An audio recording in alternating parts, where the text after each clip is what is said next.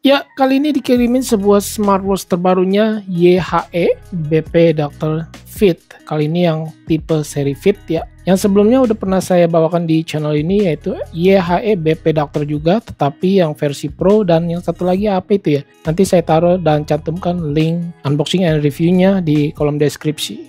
Kita lihat beberapa ada perbedaannya di smartwatch YHE BP Dr. yang kali ini. Untuk smartwatch yang satu ini tidak ada yang request ya sama sekali. Ini sengaja dikirimin dari BP Dr. luar negeri. Untuk di dalam kemasannya sendiri ini dikasih seperti strap dari kertas sih, seperti panduan penggunaan ya, untuk cara mengukur tekanan darah atau blood pressure menggunakan smartwatch ini. Ya, karena YHE BP Dr. ini lebih dikhususkan untuk fitur yang namanya blood pressure. Nanti kita lihat. Lalu di sini ada kabel charger magnet dengan 2 pin dan user manual. User manual ini harusnya sih penting ya buat panduan penggunaannya. Dia juga disediakan aplikasi bawaan dari BP Dr. sendiri ya. Nanti kita lihat juga. Kalau dari segi desain, saya melihatnya ini ada banyak perbedaan ya, terutama di bagian display, layar, juga case-nya, ini desain case-nya.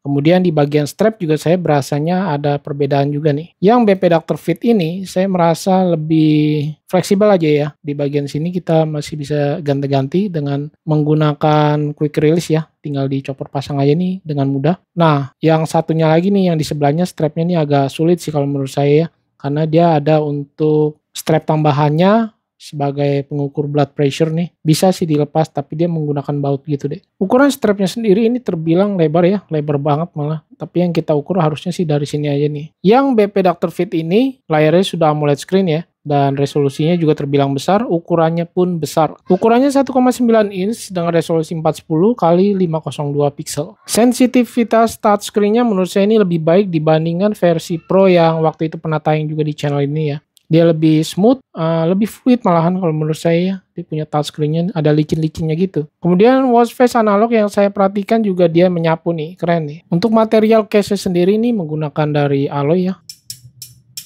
Cukup solid dan dia ada tombol 2 fisik. Fungsinya yang atas ini untuk meredupkan layar, menghidupkannya, kemudian yang tombol bawah untuk masuk ke menu utamanya seperti ini. Dan dia tidak bisa di double klik ya, mengganti tema atau view UI seperti ini tidak bisa. Untuk UI-nya sendiri perpindahan animasinya ini cukup bagus menurut saya, bisa dilihat. Nah, seperti itu ya munculnya, benar-benar smooth banget. Karena dia punya fitur blood pressure, langsung aja saya mau tes, penasaran ya, menggunakan alat blood pressure. Oke, ini sudah saya hadirkan sebuah alat blood pressure. Langsung aja ini saya start dan saya tekan juga yang ini. Ini langsung berasa ya, kenceng banget. Kemudian yang ini juga menyusul. Terlihat ini masih berjalan terus ya. Kita tunggu sampai selesai. Oke, ini sudah menurun. Sedangkan ini belum mengempes atau belum menurun ya. Terus naik dan ini sudah selesai. Kita bisa lihat dia 135/97. Heart rate-nya di 92. Dan ini juga masih belum mengempes, masih berlanjut kenceng banget. Ya, baru mengendor, bisa dilihat 131/79. Kurang lebih untuk tampilannya seperti ini ya, tampilan blood pressure-nya. Yang terlihat agak berbeda di bagian bawahnya sini, 79, sedangkan alatnya ini 97. Ya, pastinya tidak bisa disamakan 100% dengan alat ya, yang benar-benar khusus untuk menghitung blood pressure. Bagaimana kalau kita pindah nih, kita ukur smartwatch-nya dulu, baru si Omron-nya ini. Mungkin takutnya agak berpengaruh ya, jadi satu-satu aja diukurnya. Kita coba tes yang ini dulu. Untuk smartwatch-nya terbilang oke loh, untuk dia punya strap ini ya, mengembangnya bener-bener ngembang banget, kenceng tuh guys. Jadi mirip seperti si alat blood pressure-nya ini. Cuma yang menurut saya dia punya penekanan pressure-nya ini di bagian strap agak lambat, agak lama gitu ya. Nah, di 180 dia baru mengempes. Terlihat dia di 130/78.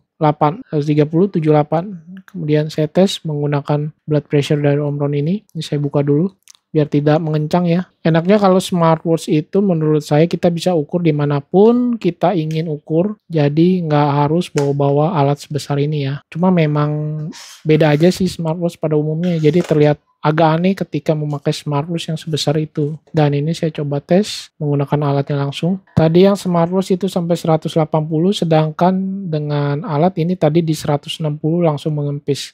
Kalau dia ini 130/78. Kita lihat yang menggunakan alat di 131/96. Oke, kurang lebih seperti ini tampilannya. Beda dikit ya. beda masih yang di bagian bawahnya. Kalau yang si smartwatch ini terlihat lebih rendah. Ya, ini dia bisa mengembang sendiri kalau kita nggak sengaja kepencet ya gitu ya. Bisa dilihat jadi bantalan strapnya ini kenceng terus. Keren sih ini. Langsung aja kita batalin.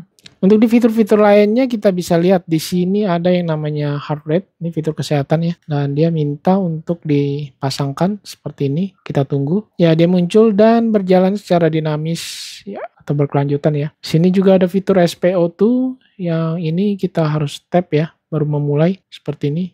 Ada penghitung waktu mundurnya sekitar 60 detik atau 1 menit.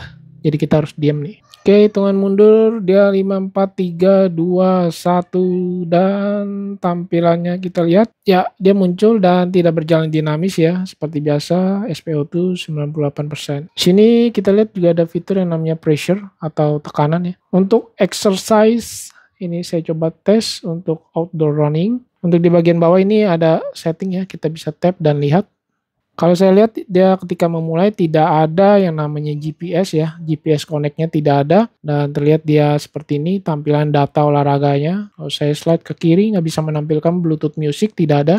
Sedangkan slide ke kanan juga tidak bisa ya. Jadi seperti ini aja tampilan data olahraganya. Untuk mode olahraganya sendiri terbilang banyak ya kalau saya lihat di sini. Fitur sleep data juga tersedia di sini. Kita harus pakai ketika waktu tidur nih harusnya. Di sini nanti baru muncul untuk data tidur kita. Cuma terasa ini gede banget ya smartwatch kalau dibawa tidur. Fitur-fitur lainnya seperti alarm, weather ini cuaca, breathe ini untuk pengaturan pernafasan, kalkulator tersedia di smartwatch ini ya. Mantep bener nih. Dan kekurangannya mungkin ketika sudah kita buka aplikasi atau fitur, dia berbalik ke awal lagi nih ketika kita mau mencarinya lagi ya. Kita harus slide ke atas. Sini juga ada stopwatch, timer, waktu penghitung mundur, find phone, kalender. Untuk kalendernya kita lihat tuh mas ya UI-nya keren ya, cakep ya seperti ini.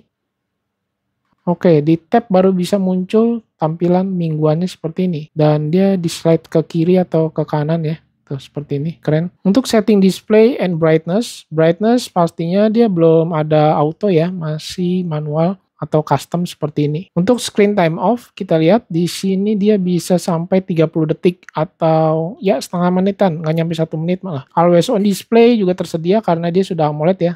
Oh, nggak ada pilihannya guys ternyata. Jadi hanya pilihan waktu aja nih, 3 menit sampai 20 menit. Berarti ini nggak always on display ya, ada batasan waktunya gitu. Kalau kita tap di bagian tulisan always on ini, ya, dia muncul untuk tampilan AOD-nya kita bisa pilih. Oh, ternyata hanya ada 2 aja guys, digital dan pointer. Kita coba tes yang model digital. Oke, di tap dulu baru pilih. Di sini 5 menit, kita coba tap to wake. Ya, dia bisa untuk di layar off sensornya ya.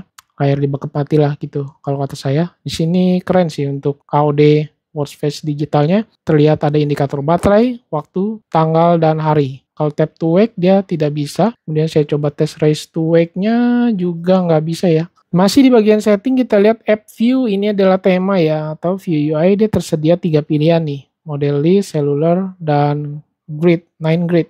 Untuk bahasa sendiri kalau saya lihat masih sedikit ya, nggak terlalu banyak untuk bahasa. Saya lihat di sini saya pakai bahasa Inggris. Untuk bahasa Indonesia dia belum ada di sini ya. Watch face pilihan dari bawaan smartwatch sendiri kita perlu tap dan tahan untuk menggantinya. Dari bawaan smartwatch sendiri nggak terlalu banyak banget nih. Kita bisa pilih atau lihat ya. Di sini salah satunya udah saya download dari aplikasinya BP Doctor. Untuk nama aplikasinya adalah BP Doctor Plus. Kita bisa download dari Play Store maupun dari App Store harusnya ya. Nah, dia muncul update firmware di sini. Nanti aja ya. Ini saya mau kasih lihat dulu untuk aplikasinya. Di sini kita pilih device dan pilih di sini kita lihat untuk watch face bawaan dari aplikasinya. Seperti ini tampilannya ya. Karena dia punya watch face layarnya sudah AMOLED dan watch face analognya menyapu detiknya, harusnya ini keren untuk tampilan watch face tipe analognya ini ya. Tadi udah saya download salah satunya. Dan di bagian ini masih bisa kita custom untuk pilihan watch face yang kita mau ubah ya. Seperti tampilan waktunya, warna, kita bisa pilih di bagian ini. Kalau saya perhatikan juga untuk aplikasi dari BP Doctor ini tidak ada untuk terhubung ke aplikasi pihak ketiga seperti Strava atau Google Fit gitu ya. Dan saya coba tes untuk Bluetooth call menggunakan smartphone dari Android ke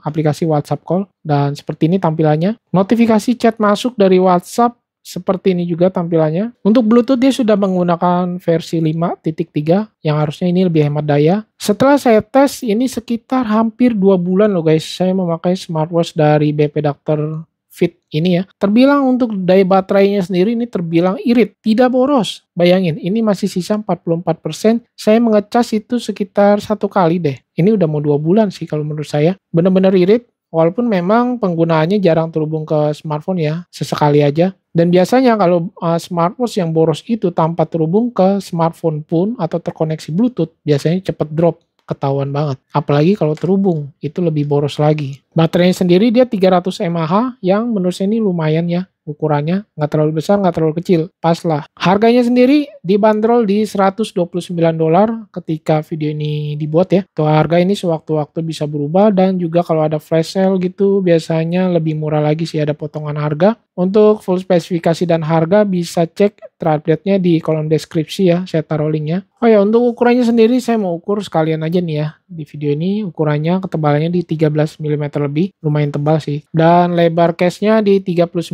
mm lebih. Lug to lug tanpa strap dia ada di 48 mm lebih. Kalau dengan strap ini lebih ya, 48 mm sih bisa 50-an deh. Beratnya sendiri kalau saya timbang keseluruhan dari strapnya ini ada di 75,6 gram. Nggak nyampe 100 gram. Menurut saya udah masih cukup oke sih ya, karena terbilang ini lumayan besar loh. Oke, mungkin segini dulu yang bisa saya sampaikan unboxing dan quick review dari smartwatch terbarunya BP Doctor Fit YHE. Menurut saya untuk smartwatch yang dikhususkan fiturnya seperti blood pressure, ini oke banget sih ya.